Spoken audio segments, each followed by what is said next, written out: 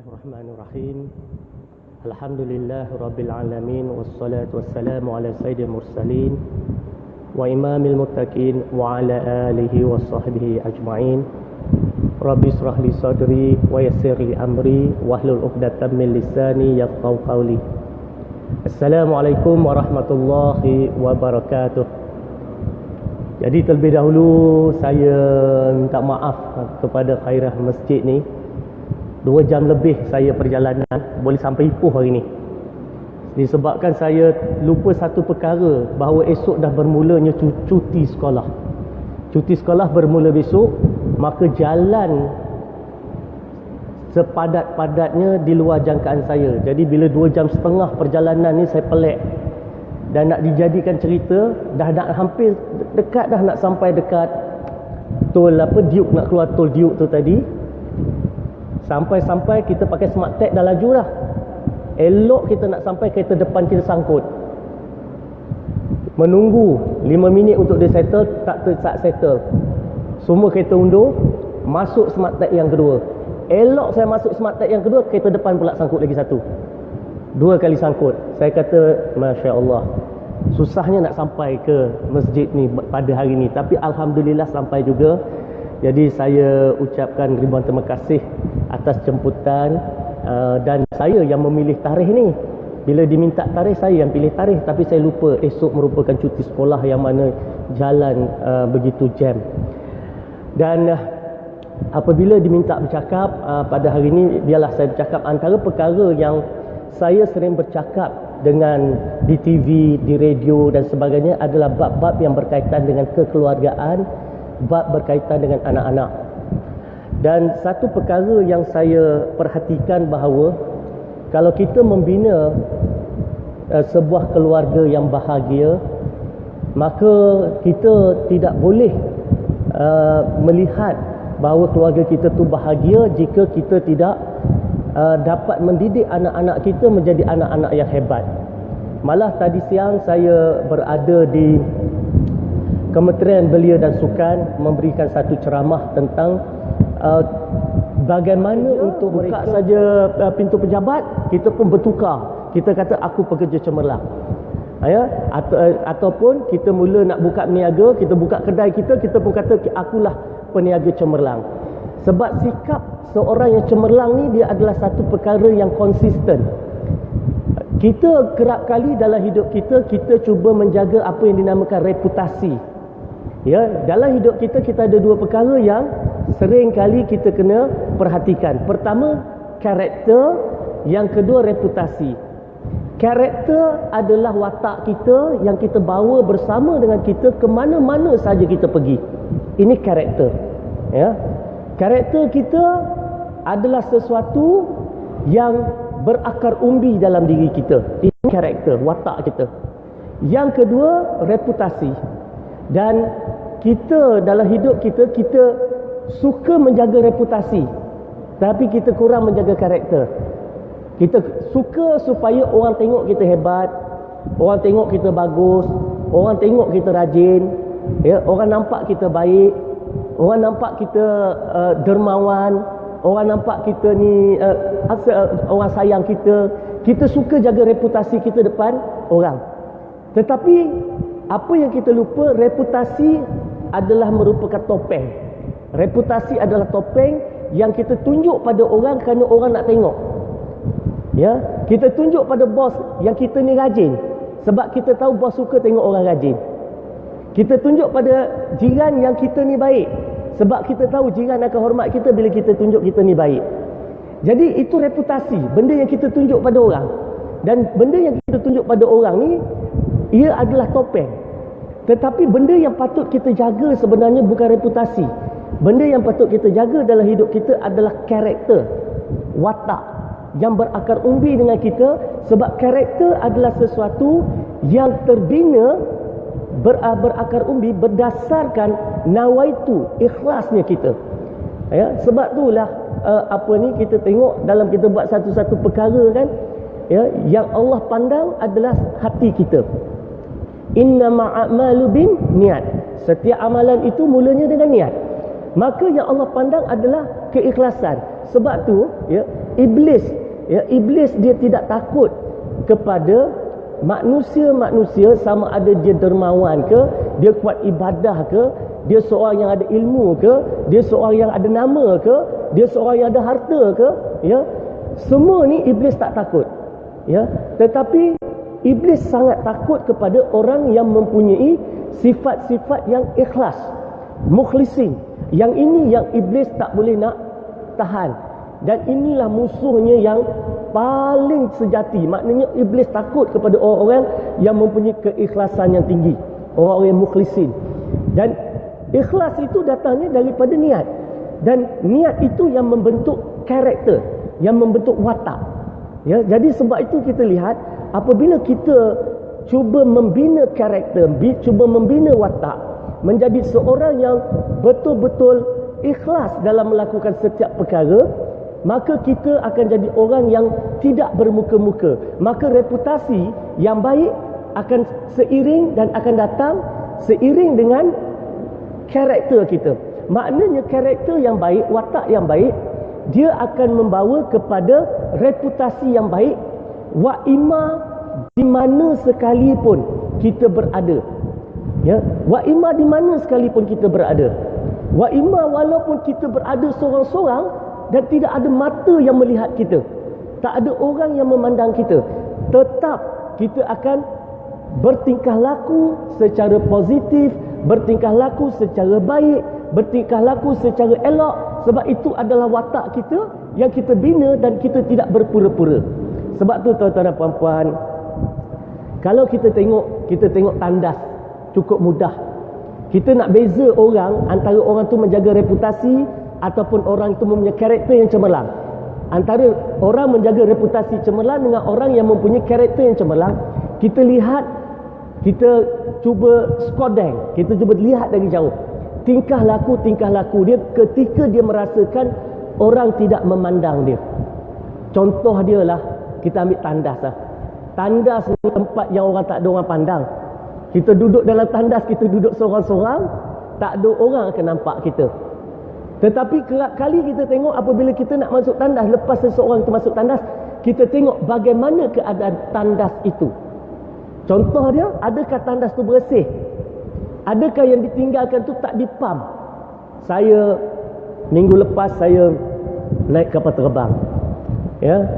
Balik ke negeri Terengganu naik kapal terbang. Sebab nak cepat, letih kalau tidak. Baik, bila turun daripada kapal terbang, masing-masing masuk tandas. Saya tahu seorang ni dia duduk di bahagian, tadi dia duduk di bahagian business class.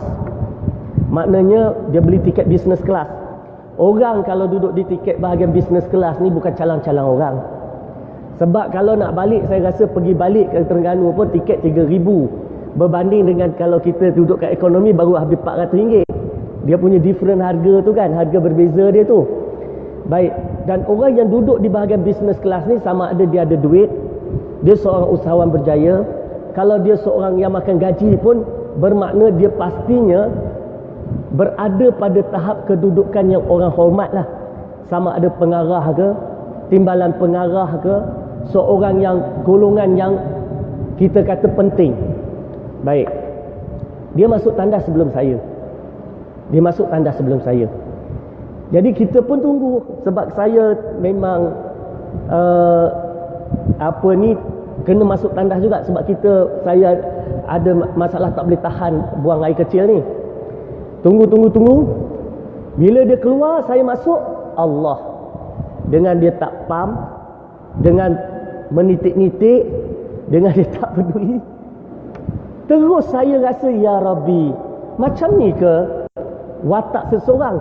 Waktu dia keluar tu dia terkejut.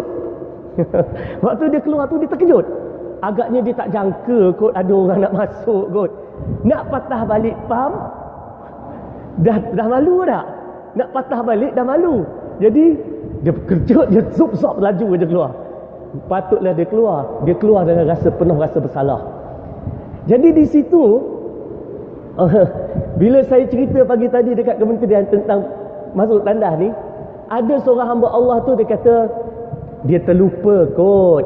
Dia kata kan, Bermakna saya kata baguslah kita nak berbaik sangka ni, bagus. Sebab baik sangka ni adalah bersifat husnuzon ni adalah satu sifat yang memang Nabi suruh. Nabi suruh kita ni bersifat husnuzon, bersifat yang ada sifat sangka baik. Nabi suruh. Bagus kita bersangka baik. Cuma dalam bab masuk tandas ni, dengan bab PAM ni, ya, saya susah nak bersangka baik sebab PAM ni dia bukan soal lupa atau tak lupa, dia soal tabiat.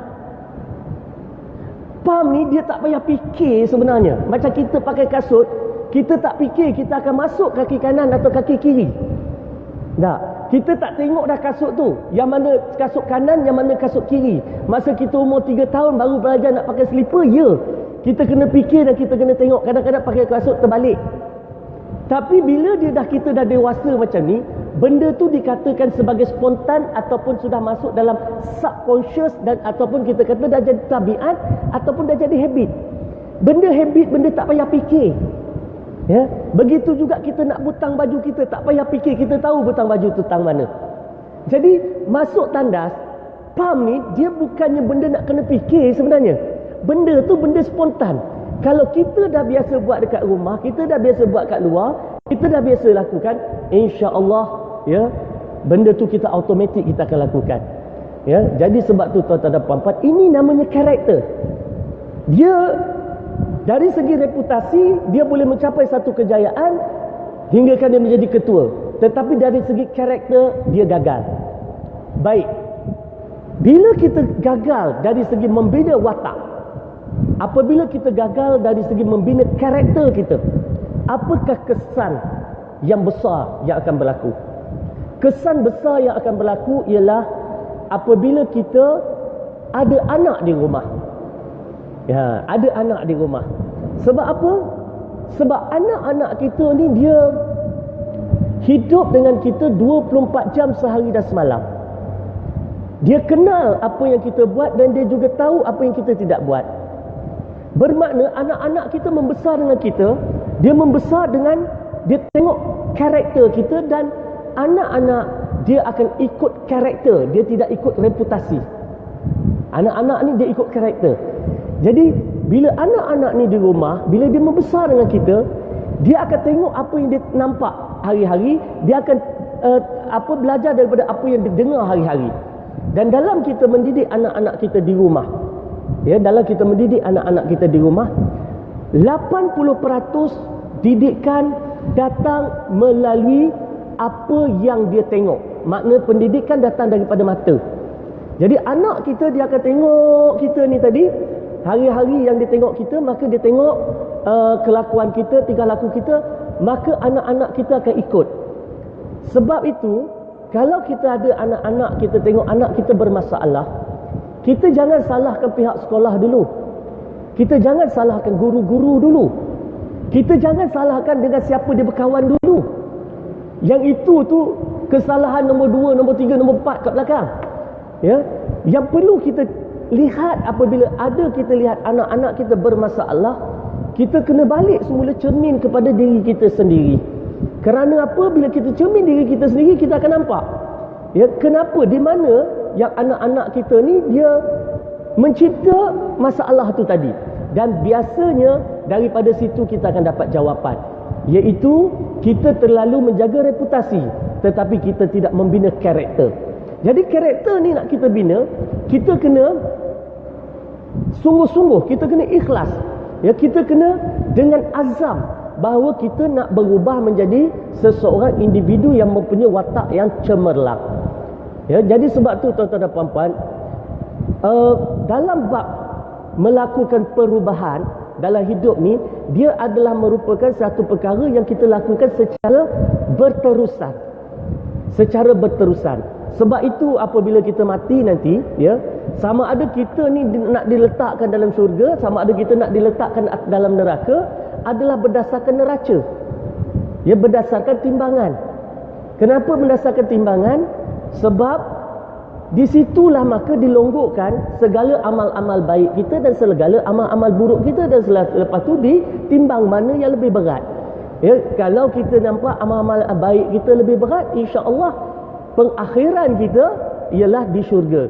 Walaupun mungkin dicelup dalam neraka disebabkan dosa-dosa kita dulu, akhirnya mungkinlah sampai jugalah kita, kan? Disebabkan timbangan kita tu adalah lebih berat dari segi amalan-amalan baik. Jadi sebab tu dalam proses kita nak memperbaiki ataupun menjadikan diri kita ni sentiasa lebih baik sentiasa, maka kita kena berazam. Dan bila kita berazam, insya-Allah dengan azam yang sungguh-sungguh, dengan niat yang sungguh-sungguh, kita mampu lakukan perubahan. Jadi lepas pada ni kita kena ingat bahawa yang paling penting bukan reputasi, yang paling penting karakter, dan karakter itu dibina dengan keazaman yang sungguh-sungguh untuk lakukan perubahan. Dan insya-Allah apabila kita mula berubah, kita akan dapat lihat yang pertama sekali perubahan berlaku adalah dalam keluarga kita. Apabila ayah sebagai ketua keluarga berubah, ibu sebagai orang yang sentiasa dekat dengan anak-anak berubah, maka kita akan dapat lihat persekitaran anak-anak kita mula secara beransur-ansur juga berubah wataknya menjadi orang yang lebih baik. Dan bagi kita yang ada anak-anak, saya seringkali mengingatkan diri saya, sebab saya ada anak, tuan-tuan dan puan-puan pun ada anak. Anak saya ramai tidak tuan, setakat ni adalah 8 orang. Tu pun dalam keadaan tak sempat lari sana, lari sini, lari sana, lari sini, dapat 8.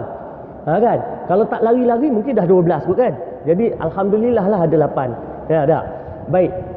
Jadi bila kita ada anak, antara perkara yang paling penting saya tengok ni cuti sekolah. Ibu bapa berebut masuk anak. Malah program saya yang bermula besok, ada satu program di Kuala Lumpur penuh pendaftaran. Program di Ipoh penuh pendaftaran. Program di Johor penuh pendaftaran. Rata-rata apabila kita ada anak, ibu bapa sangat mementingkan supaya anak mereka menjadi orang yang cemerlang. Bila kita tanya dia nak anak dia cemerlang dari segi apa? Rata-rata anak-anaknya ni dia nak anak-anak dia cemerlang dari segi pencapaian akademik dia. Dia nak anak dia berjaya dalam akademik. Dia risau kalau anak dia tidak berjaya dari segi pelajaran. Dia rusing kalau markah anak dia merah. Ya, malah dia mungkin sanggup berbelanja lebih untuk memastikan anak dia mendapat keputusan yang baik dalam pelajaran. Kemudian ada pula satu trend sekarang ni, yang mana juga ibu bapa mula sedar akan pentingnya agama dalam diri anak-anak. Maka sebab itu tuan-tuan dan puan-puan, sekolah-sekolah yang mana ada asas agama yang kuat menjadi rebutan.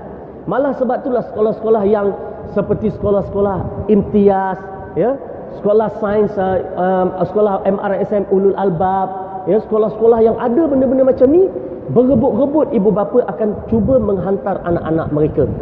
Dan pendek kata memang queue nak masuk tu memang queue lah.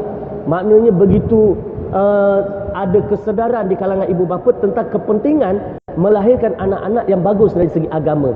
Baik tuan-tuan dan puan-puan, bagus apabila kita masukkan anak kita dari segi agama. Tetapi tuan-tuan dan puan-puan, saya dalam bidang motivasi, kadang-kadang orang tanya saya balik, kenapa anak yang ada asas agama yang bagus tapi bermasalah? Yang pandai baca Quran, yang pandai mengaji, yang pandai cakap Arab, yang hantar sekolah agama, kenapa bermasalah? Ini soalan cepu mas yang ditanya pada saya. Sebab yang datang dalam motivasi saya adalah orang daripada pelbagai kategori, dan tidak terkecuali orang yang budak-budak yang datang pada sekolah agama. Sebab itu saya beritahu kepada ramai ibu bapa, bila dia pergi ke sekolah, dia belajar agama, ya, agama adalah satu ilmu. Belajar agama ni adalah satu ilmu. Kita pause sekejap, beri laluan untuk azan, insya-Allah. Baik, kita sambung sebab saya diminta sampai pukul 9. Okey. Bila kata agama ni kita pergi belajar ilmu, sama macam kita pergi sekolah belajar ilmu sains, cuma kita belajar ilmu-ilmu agama.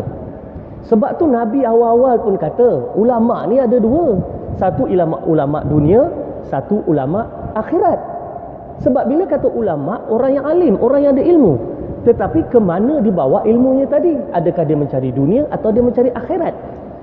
Begitulah juga anak-anak kita yang kita hantar dia ke sekolah-sekolah agama ni tadi. Bila kita hantar dia ke sekolah-sekolah seperti ini, apa yang dia cari? Kalau dia hanya duduk di situ kerana dia nak lepas lulus peperiksaan untuk dapat A, tetapi tanpa penghayatan, tanpa akhlak, tanpa tauhid, maka dia tidak akan menjadi orang yang seperti mana kita nak. Sebab tu kadang-kadang kita tengok, kadang-kadang anak yang tak pergi sekolah agama tetapi akhlaknya lebih baik, lebih mulia, lebih bagus daripada budak yang pergi sekolah agama. Kita kena jangan terkeliru. Sebab apa? Kadang-kadang anak ni dia mendapat didikan akhlak dari segi pembentukan watak daripada ibu dan ayah yang baik, ibu yang ayah yang bagus. Sebab tu tuan-tuan dan puan-puan, sebelum kita hantar mereka ke sekolah, nak hantar dia sekolah agama ke, sekolah imtiaz ke, sekolah tahfiz ke, sekolah apa ke, kita sebagai ibu bapa ni kena mementingkan, memberi acuan, membentuk watak yang bagus. Sebab anak-anak kita ni adalah merupakan aset, bukan saja di dunia tapi di akhirat. Sebab itulah Nabi kata, bila kita mati nanti, maka kita akan bawa bersama kita pulang 3 perkara. Yang pertama yang akan kita bawa pulang ialah sedekah dan juga amal jariah kita. Jadi kalau kita ada duit, kita bersedekah, kita beramal, yang tu kita bawa dengan kita. Yang kedua yang kita bawa adalah ilmu-ilmu yang bermanfaat. Maknanya tadi, kalau kita ada ilmu, kita ajar pada orang dan orang memanfaatkan ilmu kita, maka insya-Allah itu akan menjadi amal baik untuk kita, kebajikan buat kita, buat selama-lamanya. Sebab tu orang yang jadi tenaga pengajar, jadi ustaz, jadi guru mulia disebabkan dia mengajar hari-hari. Dalam dia mengajar, mungkin ada di antara murid tu yang tadi menjadi orang hebat yang mengamalkan ilmu dia. Baik, yang ketiga adalah anak yang soleh yang mendoakan kita. Di sini kadang-kadang bila saya bagi ceramah yang berkaitan dengan anak-anak, saya pesan. Kenapa saya pesan? Sebab saya tidak mahu kita membuat kesilapan seperti mana mak dan ayah kita buat kesilapan kepada kita. Kita tak nak. Sebab hadis tu jelas. Pertama, anak yang soleh. Anak yang soleh maknanya kalau anak kita tak soleh dah terbuang habis dah. Maknanya kalau anak kita ni tak soleh, itu dah di luar kategori yang disebut dah. Maknanya tugas kita pertama menjadikan anak kita soleh dulu. Anak kita soleh, anak kita yang beragama, yang menjaga agama dan sebagainya. Baik, dah soleh, dia kena doakan kita, kan? Sebab Nabi tak kata yang ketiga yang akan bantu kita anak-anak yang soleh. Nabi kata anak-anak yang soleh yang mendoakan kita. Kalau kita ada 3 anak yang soleh, 3 tak doakan kita, kita rugi juga. Kita nak doa dia tu tadi. Di sini tuan-tuan dan puan-puan, ramai di antara kita terlupa. Benda nampak kecil tetapi sebenarnya besar. Kita terlupa untuk mengingatkan anak-anak kita supaya dia doakan kita, tuan-tuan dan puan-puan. Saya buat kursus keibubapaan, saya tanya, pertama soalan saya, berapa orang di antara ibu bapa yang mengingatkan anaknya secara istiqamah, selalu ingatkan anak untuk doakan dia? Daripada kehadiran ibu bapa, tak sampai 90% yang angkat tangan. Hanya beberapa orang yang angkat tangan yang dia sentiasa mengingatkan anak dia. Kebanyakan kita lupa nak ingatkan anak kita supaya mendoakan kita. Baik, soalan kedua, lagi berat nak jawab. Berapa orang di antara kita yang mendoakan ibu bapa kita? Lagi berat nak jawab. Sebab begini tuan-tuan dan puan-puan, kalau kita doa yang seperti mana kita masukkan doa selepas solat, doa tu nak dikira 10 kali kita doa nak pakai 1 pun susah. Sebab Allah Subhanahu Wa Taala nak makbul doa ni, dia bukan makbul doa yang biasa-biasa. Allah nak makbulkan doa itu perlu datang daripada hati nurani, daripada lubuk hati. Apabila Allah nak makbulkan doa itu mesti datang dengan penuh pengharapan, dengan penuh khusyuk. Kalau Allah nak makbulkan doa, doa itu perlu datang dengan penuh kesungguhan. Terasa sebab dekat dada waktu kita minta tu, terasa zuk, terasa stup, terasa kat dada, terasa ada connection antara kita dengan Allah, wujud connection. Mungkin yang itulah yang Allah makbul. Tapi kalaulah kita berdoa ya hanya sekali lalu, tidak ada connection, tidak ada khusyuk, tidak ada pengharapan dan kesungguhan, susah Allah nak makbul. Jadi kalau kita tanyalah kan, berapa kali agak-agaknya anak-anak kita mendoakan kita dengan rasa yang sebegitu. Mungkin sekali, mungkin dua kali, mungkin tak pernah sama sekali, tuan-tuan dan puan-puan. Baru-baru ni, cuti sekolah baru-baru ni, isteri saya menangis lepas solat maghrib ya, lepas berdoa apa semua, saya tengok dia menangis. Saya kata, dia kenapa menangis? Dia kata dia teringat kepada arwah ayah dan mak dia, sebab pak mertua saya dan mak mertua saya ni dah pergi. Dia kata dia teringat. Saya jawab kat dia, air mata tu tak boleh tolong mak dan ayah tu. Kalau dah teringat, doa untuk dia sekarang. Doa sungguh-sungguh sekarang. Minta dengan penuh pengharapan sekarang. Minta sampai dengan linangan air mata dengan Allah, minta sekarang.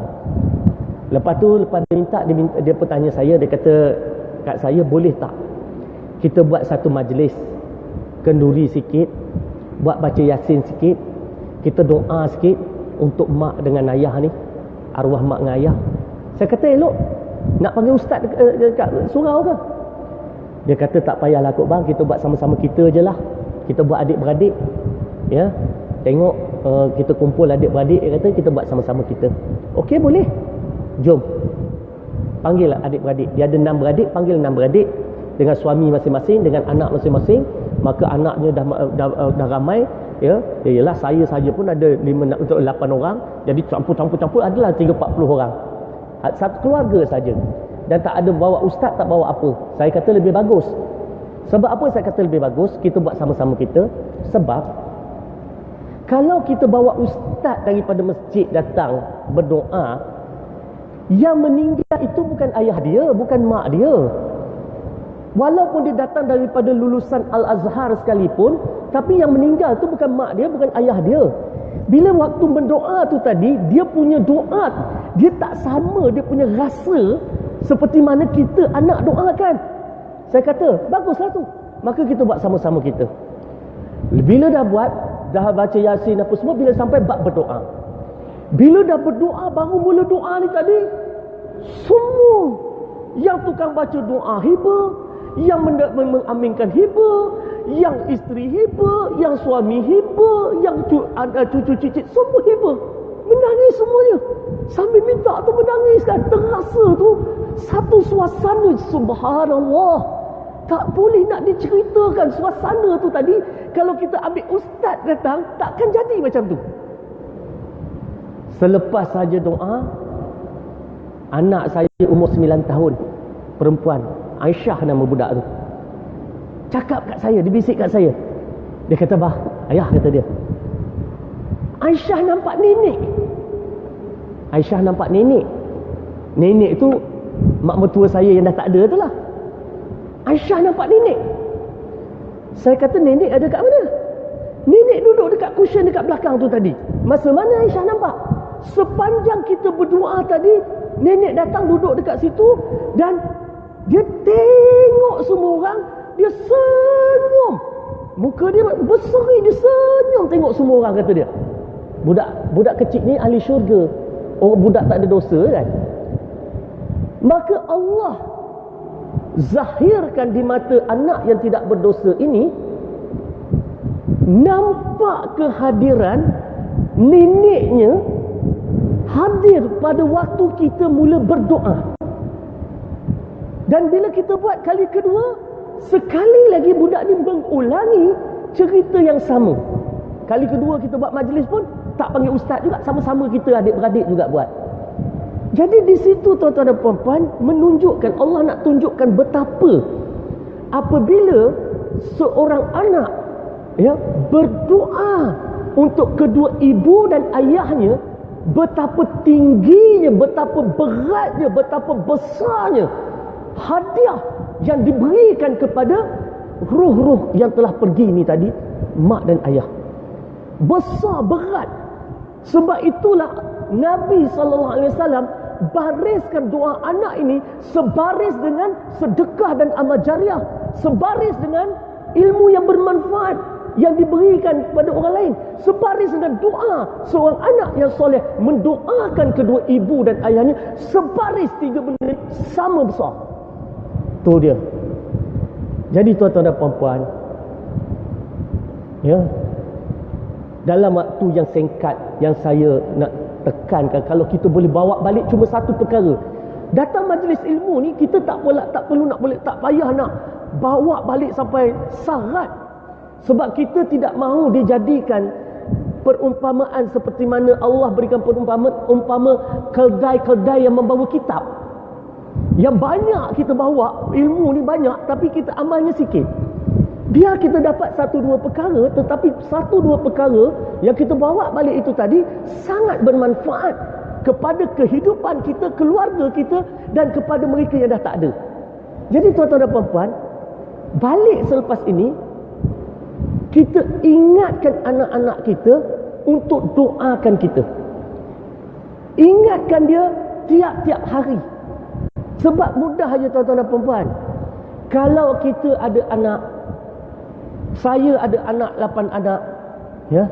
Kalaulah 8 anak saya ni tidak mendoakan saya sewaktu saya hidup, waktu kita bagi duit dekat dia, waktu kita beli baju pakai dia, seluar pakai dia, waktu kita beli buku-buku untuk dia, waktu kita membesarkan dia depan mata kita, waktu dia ada depan kita, kalau dia tidak mendoakan kita dengan doa yang sungguh-sungguh, agak-agak kita tuan-tuan dan puan-puan, bila kita 7 kaki dalam tanah, agak-agak didoakan kita ke tidak? Dia tidak akan mendoakan kita. Sebab doa ini juga adalah satu tabiat. Mendoakan kedua ibu bapa juga adalah satu tabiat. Dia kena bentuk menjadi habit, kena jadi tabiat. Kalau kita dah hari-hari buat, maka kita akan mudah untuk buat. Kalau kita jarang-jarang buat, maka susah untuk kita buat. Maka sebab tu, kalau anak kita tidak mendoakan kita ketika kita ada di depan mata dia sekarang, maka berkemungkinan dia tak akan doakan kita bila kita dah 7 kaki dalam tanah nanti. Malah dia akan sibuk ketika kita dah tak ada, dia dah dewasa, dia sibuk dengan kerja dia, dia sibuk dengan perniagaan dia, dia sibuk dengan anak isteri dia, dia sibuk dengan dunia dia. Dia lupa kita tertunggu-tunggu mengharapkan doa daripada dia sebagai seorang anak. Kita saya mungkin ada 8 orang anak, tetapi apabila saya mati, saya menjadi orang yang fakir di alam sana kerana 8 orang anak tidak mendoakan kita. Fakir kita.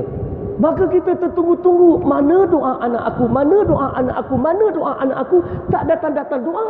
Nasib baik ada bulan puasa, nasib baik ada bulan raya, maka sekurang-kurangnya setahun sekali, setahun 2 kali baru dia teringat nak ziarah kubur, teringat mak dan ayah. Tu pun ketika dia datang kubur kita pun dah pun tumbuh lalang. Begitulah hidup tuan-tuan dan puan-puan.